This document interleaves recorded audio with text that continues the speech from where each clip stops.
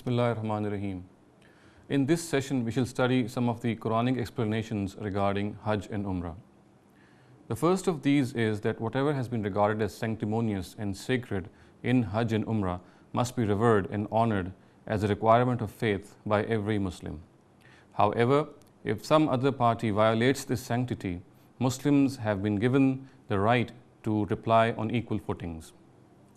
The second of these explanations is that if this violation takes place, then Muslims in no way can take the initiative. They can only reply to a violation. Therefore, if someone violates the sanctity of the haram by, for example, taking control of haram, then Muslims can of course do a measure which is equal in regard to what they had been facing. The third of these explanations is that the prohibition of hunting while wearing ihram only relates to land animals. It does not relate to sea animals. Therefore, pilgrims can not only hunt sea animals, they can also eat sea animals which have been hunted for others. However, land animals are prohibited, and if anyone does this, then they must atone for it, and it is a grave sin. The atonement can be done in three ways. First, the animal which that person had actually hunted, a similar animal or the same animal should be sent to the Baytullah for sacrifice. If this is not possible, then the price of that animal should be calculated, and then the amount should be spent on feeding the poor. And if this is also not possible, then the person should keep a number of fasts, and this number should be equivalent to the number of poor people that he has become liable to feed.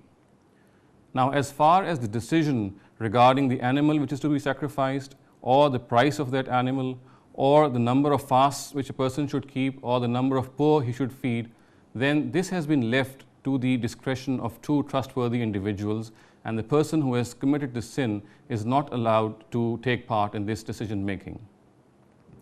The fourth explanation which the Quran has offered in this regard is that if people who intend to offer Hajj and Umrah are stranded before they reach the place, then what they can do is they can offer sacrifice at that place of any animal, which is of course allowed to them, or they can send an animal to the Baytullah for sacrifice.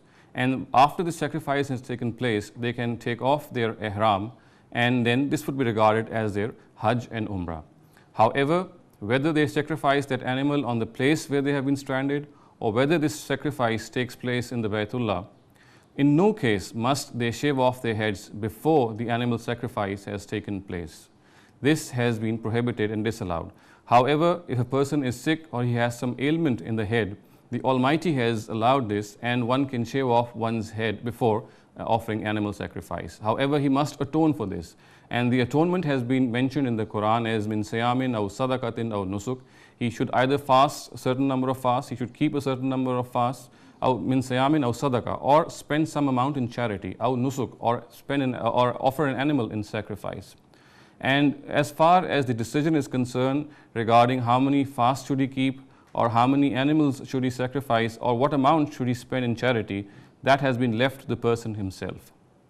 In this regard, the fifth stipulation or the explanation which has been offered by the Quran is that people who are living outside Makkah can offer and combine the Hajj and Umrah in one journey.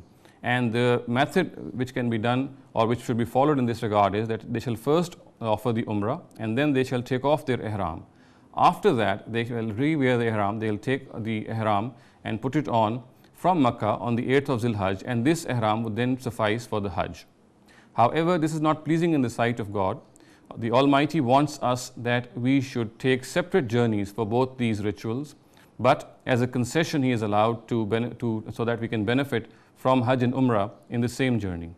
And in this regard also, we must atone for this, and the atonement which has been fixed in this regard is that a person who offers the Hajj and Umrah in the same journey should offer an animal for sacrifice. That could be a goat, a camel, or a sheep, or a cow.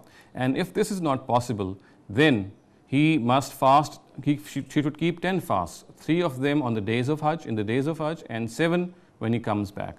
And as I said, this is just a concession, and in the eyes of the Almighty, it is more desirable if people undertake 2 separate journeys for Hajj and Umrah. And precisely for this reason, people who are living in the vicinity of the Baytullah, they are not allowed to benefit from this concession. The sixth explanation which has been offered by the Quran is that people can stay in Mina till the 12th of Zil-Hajj, and they can also extend their stay to the 13th of Zil-Hajj. In this matter, what really counts is the amount which a person has spent in remembering the Almighty. These then are the six explanations which the Quran has offered regarding Hajj and Umrah. Wa akhiru dawana alhamdulillahi rabbil alameen.